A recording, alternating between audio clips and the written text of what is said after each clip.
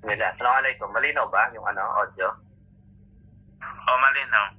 Okay. Bismillah, alhamdulillah, wassalatu wassalamu ala rasulillah wa ala alihi wa ashabihi wa man tabi'ahum bi ihsanin ila yaumiddin, amma ba'd.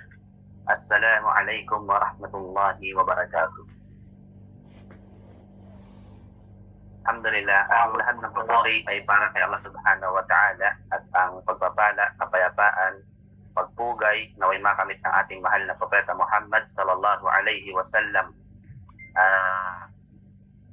Alhamdulillah, unang-una nagpapasalamat ako kay Allah subhanahu wa ta'ala at binigyan niya tayo ng pagkakataon na makapag-share, makapagbigay ng kaalaman at inshallah ay lahat tayo ay magkaroon ng benepisyo. So, jazakallahu khair kay Bro Jamil sa napakagandang kwento ng isang sahaba radiyallahu anhu. So, mga kapatid sa pananampalatayang Islam, ang aking ikukwento ngayon, siguro yung kwento ni Tha'laba. Kung meron man nakakakilala sa kanya, si Tha'laba ay isa sa mga sahabi, kasamahan ni Propeta Muhammad sallallahu alaihi wasallam na kabilang sa mga syabab, kabataan na mga masisigasig mag-aral sa panahon ng Rasulullah sallallahu alaihi wasallam. Si Tha'laba, naiulat na siya ay ang kanyang edad ay nasa pagitan ng 13 to 16. So, napakabata. Subhanallah. At kung makikita natin sa panahon natin ngayon na yung mga kabataan sa mga ganitong edad ay hindi pag-aaral sa Islam yung ginagawa. Abala sa ibang bagay. So, ito, si Tha'laba, kabilang sa mga masigasig, mag-aral, at naiulat na hindi nagsasalita ang Propeta Muhammad sallallahu alaihi wasallam pagkatapos ng sala maliban na siya ay pumupunta sa harapan. Laging gusto niya nasa harapan siya. Kaya nga meron kaming teacher na sa tuwing magtuturo siya, ayaw niya na yung mga makikinig malayo sa kanya. So bago siya mag-start, pinapalapit niya. Kasi kung makikita natin sa panahon natin ngayon, pag may nagle-lecture, kung nasaan yung pader, nandun yung mga nakikinig. Di ba? So, kabilang sa mga adab, mga tamang pag-uugali ng isang talibul ilm, mga mag-aaral ng Islam, yung kapag kami magtuturo, nandun tayo sa harapan, dumidikit tayo sa kanila. Minsan sa atin dito, kahit na yung lecturer natin, galing pa sa ibang bansa inimbita pa, nagbiyahe pa ng napakalayo, gumastos ng pera. Pero pag yung mga makikinig, gusto nila lahat, nasa likuran sila. So inshallah, isa ito sa mga aral na pwede natin makuha dito na kapag may nagtuturo, pilitin natin na lumapit sa kanya. Ito ay kabilang sa mga katangian ni Tha'laba. So ito si Tha'laba, sinasabi na kapag ang Propeta Muhammad sallallahu alaihi wasallam ay meron siyang inuutos sa lugar ng Madina o sa labas ng Madina, mga bagay na gusto niyang iutos sa mga kasamahan niya, ang lagi niyang inuutusan ay si Tha'laba radiyallahu anhu. Ngayon, sa tuwing inuutusan ng Rasulullah sallallahu alaihi wasallam si Tha'laba, lagi niyang sinasabi sa kanyang sarili na napakasaya niya. Lagi niyang sinasabi, ako ay sugo ng sugo ni Allah. Subhanallah. Sabi niya lagi, ako ay sugo ng sugo ni Allah. Kaya kapag ginagawa niya yung mga utos ni Propeta Muhammad sallallahu alaihi wasallam, ganadong-ganado siya. Masigla siya. Tuwang-tuwa siya. Hindi katulad sa panahon natin ngayon, kapag mayroong activity, nabigyan mo ng task, ng konting gawain, Ustad, wag na ako, Ustad, iba na lang. Di ba? Si na lang, kasi siya yung magaling dyan Hindi. Pero ito si Tha'laba, katangian niya, natutuwa siya, masaya siya, at sinasabi niya, kapag inuutosan siya ng Propeta Muhammad sallallahu alaihi wasallam, ako ay sugo ng sugo ni Allah. Kumbaga, proud siya. Proud siya para sa Islam. Ngayon, inutusan siya ng Propeta Muhammad palabas ng Madina para sa isang misyon. At sa panahong ito, naiulat na mayroong bagyo. Kumbaga sa disyerto, may malakas yung hangin. May mga sandstorm na nangyayari, ganyan. So, hindi normal yung ng panahon, lagay ng panahon. Habang naglalakbay siya, nakarating siya sa isang lugar na mayroong ilang mga kabahayan. So, sabihin natin maliit na village. Ilang kabahayan. At habang naglalakad siya, mayroon siyang walang masyadong tao. Mayroon siyang narinig na mga tumutulo, umaagos na mga tubig. Naririnig na lang yung pagka may naliligo, yung naririnig natin yung pumapatak yung tubig o may naguhugas, narinig na. Sabi ni Taalaba, napalingon siya sa mga bahay kung saan. At nakita niya doon sa isang bahay na doon nanggagaling. At dahil sa panahon na mayroong parang bagyo, malakas yung hangin, kasi lumapit si Taalaba na curious siya kung anong meron doon.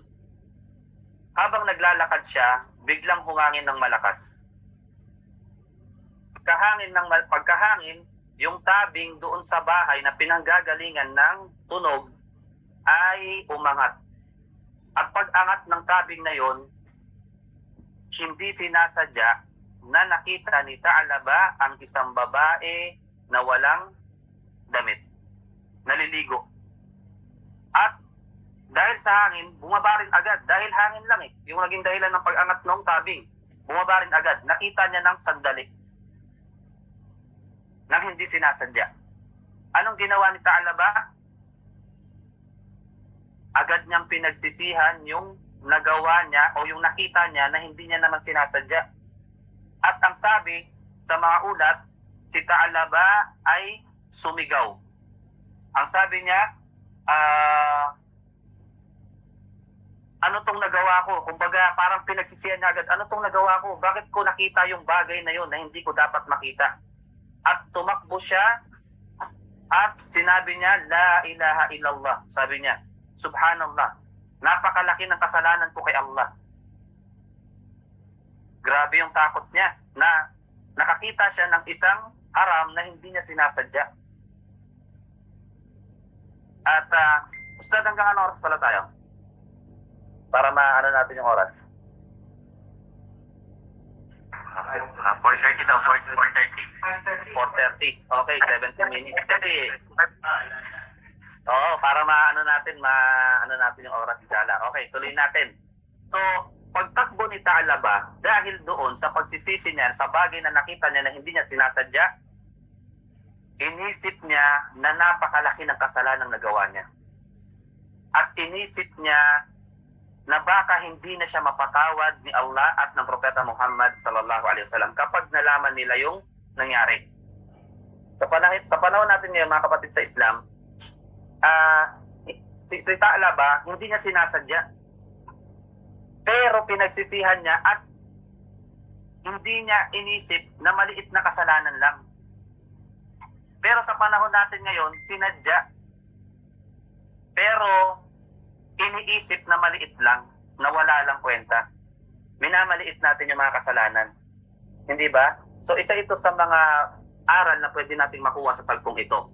At pagkatapos, naisip ni Taalaba na kapag nalaman to ng Rasulullah sallallahu alaihi wasallam, tunay na magagalit siya sa akin.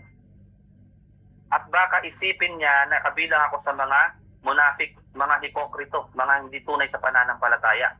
Kaya naisip niya, sa sobrang pagsisisi niya, nagzikir siya ng nagzikir, sinisi niya yung sarili niya, at nakapag-desisyon siya na hindi na siya babalik ng Madina. Sabi niya, hindi ko na kayang bumalik ng Madina. Sabi niya sa sarili niya.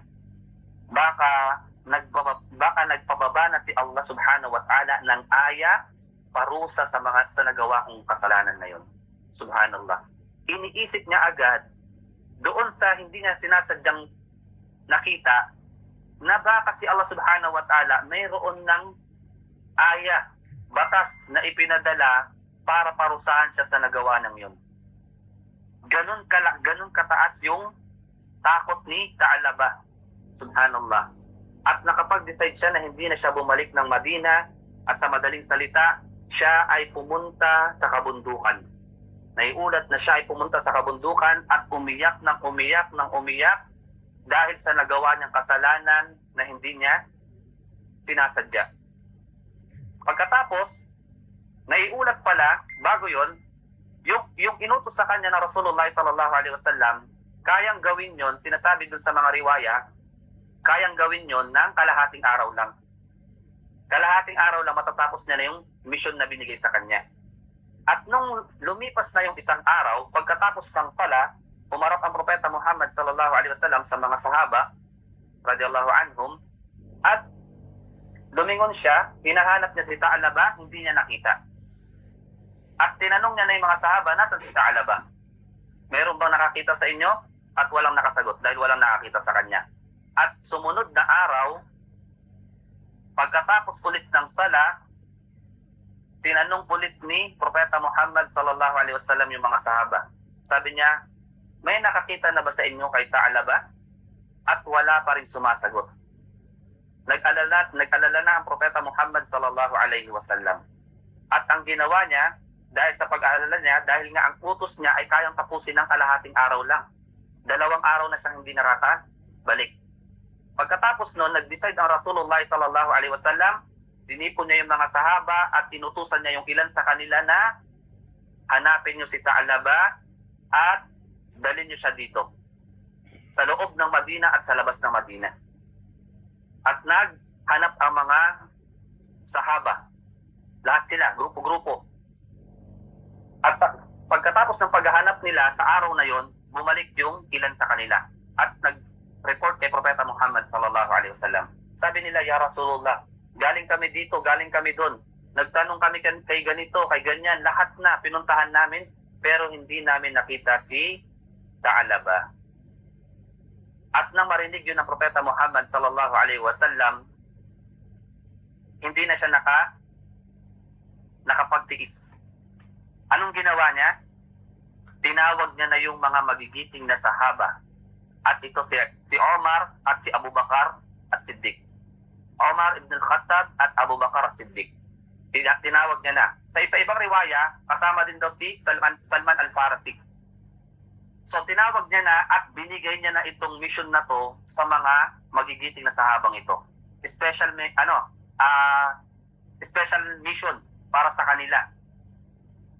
Pagkatapos, kinausap sila ng Rasulullah sallallahu alaihi wasallam, sinabihan sa kanila, Ya Omar, Abu Bakar, hanapin niyo si Ta'laba at ibalik niyo siya dito sa Madina. Hanapin niyo sa loob ng Madina at sa labas ng Madina hanggang kung saan yung alam ninyong lugar. Hanapin niyo siya. Ibalik niyo siya dito. Pagkatapos nun, naglakbay si Omar at si Abu Bakar at kinalugog nila ang buong Madina, sa labas ng Madina, hanggang nakakita sila ng isang maliit na mga kabahayan. May mga ilang bahay sa gilid ng parang kumbaga lugar na hindi masyadong puntahin ng mga tao. Pagdating nila doon, mayroon silang nakitang isang tao na nagpapastol ng mga alaga niyang tupa. Habang papalapit sila, yung nagpapastol ng tupa, siya na yung nag-approach doon kila Omar. Ang sabi nung nagpapastol, taga saan kayo?